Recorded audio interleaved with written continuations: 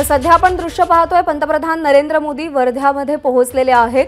PM Vishwakarma योजनेच्या 8 लाभार्थ्यांना योजनेचा प्रातिनिधिक स्वरूपामध्ये यावेळी लाभ दिला जाणार आहे। पंतप्रधान नरेंद्र मोदी सध्या संवाद साधतायत। उपमुख्यमंत्री देवेंद्र फडणवीस, अजित पवार आपल्याला यावेळी दिसतायत। ये जो तमाम कलाकार हैं और उनकी जो कला है उसको और मजबूत किया जा सके, वो कहीं छुप ना जाए, इसके लिए खास तौर पर ध्यान रखते हुए इन कारीगरों का इस योजना को पिछले साल लाया गया था। अगर हम इन योजनाओं की किया गया कारीगर और शिल्पकारों को, जिसमें बढ़ई है, जो लोग नाव बनाते हैं उनको इसमें शामिल किया गया, जो कवच बनाते हैं, कवच निर्माता, लोहार हैं, हथौड़ा और टूल किट है, किट निर्माता, जो लोग ताला बनाते हैं उनको भी इस योजना के अंतर्गत लोहार हैं, हथौड़ा और टूल किट है, किट निर्माता, जो लोग ताला बनाते हैं उनको भी इस योजना के अंतर्गत जगह दी गई। सुनार हैं और जो कुम्हार हैं उनको भी इसमें शामिल किया गया है। जो लोग मूर्ति बनाते हैं, पत्थर तराशने का काम, 12 बलुतेदारांच्या कला आणि त्याचं प्रदर्शन सध्या इथे आयोजित करण्यात आलेलं आहे।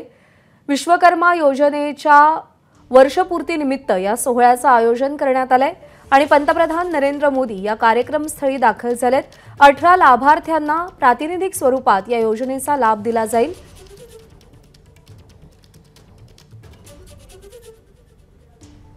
तुषार कोहळे आपले प्रतिनिधी सध्या आपल्या सोबत आहेत। तुषार, वर्ध्यामध्ये पोहोचलेत पंतप्रधान, आता पुढचा कार्यक्रम कसा असेल? पंतप्रधान नरेंद्र मोदी सध्या पीएम विश्वकर्मा योजनेअंतर्गत जे लाभार्थी होते त्यांच्या यशोगाथा मागच्या 1 वर्षामध्ये पुढे आलेले होते। त्यांनी तिथे स्टॉल लावलेले आहे आणि त्यांची जी प्रदर्शनी पंतप्रधान बघत आहे।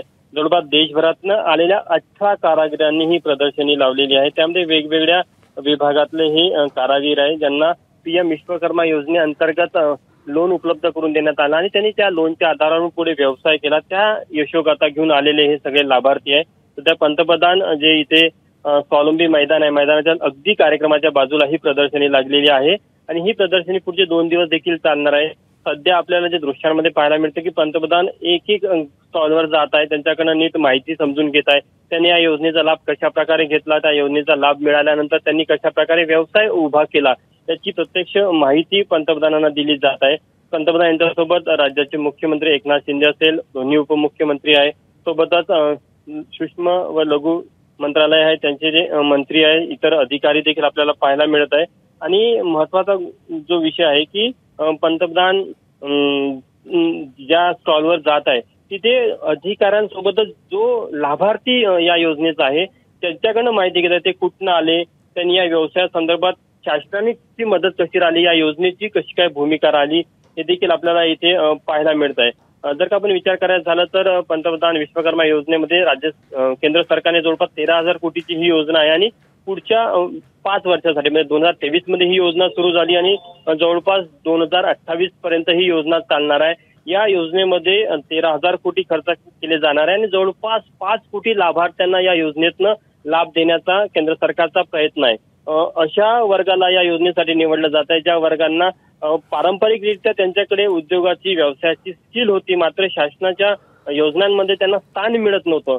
मात्र कुठेतरी पंतप्रधान विश्वकर्मा योजनेच्या माध्यमातून या अतिमागास वर्गातील या कारागिरांना, या व्यावसायिकांना मुख्य प्रवाहामध्ये आणण्याचा प्रयत्न केंद्र सरकारकडनं केला जात आहे। त्यामुळे या योजनेला अत्यंत माइलस्टोन योजना देखील मानलं जातं, कारण की एमएसएमईच्या माध्यमातून अनेक उपक्रम केंद्र सरकारने राबवले। त्यामुळे पंतप्रधान विश्वकर्मा योजना आणि एमएसएमई यांचं एक समन्वय घडून अशा प्रकारे जे लाभार्थी यशस्वी झाले, साधारण जे आकडे पुढे येतात त्यामध्ये मागच्या 1 वर्षामध्ये जवळपास 60 लाख लाभार्थ्यांपर्यंत ही योजना पोहोचवण्यात आलेली आहे आणि पुढच्या 4 वर्षांमध्ये जवळपास 5 कोटी लाभार्थ्यांपर्यंत पोहोचण्याचं एक लक्ष्य आहे। जवळपास जर का बघितलं तर कुठेतरी 22 कोटी प्रत्यक्ष आणि अप्रत्यक्ष नागरिकांना या योजनेचा फायदा देता येईल असा एक प्रयत्न केंद्र सरकारचा आपल्याला पाहायला मिळत आहे। आणि पंतप्रधानांचे जे स्टॉल बघितले त्यामुळे काही ठिकाणी त्यांनी त्या लाभार्थ्यांचं प्रत्यक्ष कौतुक देखील केलेलं आहे, कारण की त्यांचे जे अनुभव आहे ते निश्चितच अत्यंत बोलके आहे की त्यांना कुठे बँक लोन देत नव्हतं, त्यामुळे लोन मिळत नसल्यामुळे त्यांच्याकडे स्किल असताना देखील व्यवसाय उभे करता येत नव्हते। यामध्ये वेगवेगळ्या प्रवर्गामधले किंवा वर्गामधले आहे, यामध्ये नावी असेल, शिंपी असेल, त्यानंतर इतरही वेगवेगळे जे 12 बलुतेदार म्हणून आपण ज्यांना ओळखतो त्यांना या योजनेमध्ये स्थान देण्यात आलेलं आहे.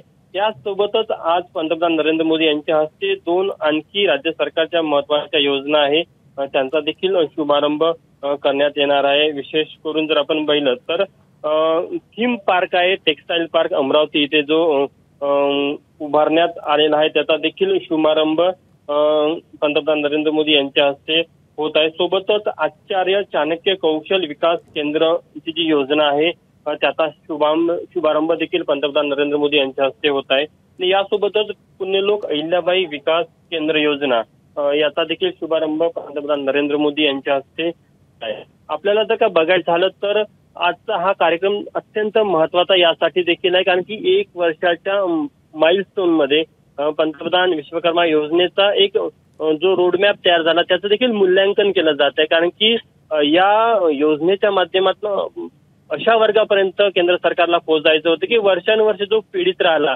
जो पारंपरिकरित्या त्यांच्याकडे वर्षानुवर्ष व्यावसायिक स्किल होतं मात्र कुठेतरी मुख्य प्रवाहामध्ये त्यांना येत नव्हतं, स्पर्धेच्या युगामध्ये ते टिकत नव्हते, त्यामुळे कुठेतरी तो वर्ग कुठेतरी मागे पडत चाललेला होता आणि त्या वर्गाला कुठेतरी पुढे करण्यासाठी ही अत्यंत महत्वाकांक्षी योजना पंतप्रधान नरेंद्र मोदी यांनी 1 वर्ष आधी राबवलेली होती. आणि त्यामध्ये आपल्याला पाहायला मिळत आहे की त्या योजनेमध्ये जे लाभार्थी आहे ते सगळे लाभार्थी जास्तीत जास्त संख्येने या कार्यक्रमासाठी आलेले आहे. फक्त नागपूर किंवा विदर्भातलेच नाही तर देशभराच्या वेगवेगळ्या राज्यातनं देखील आलेले हे सर्व लाभार्थी आहेत.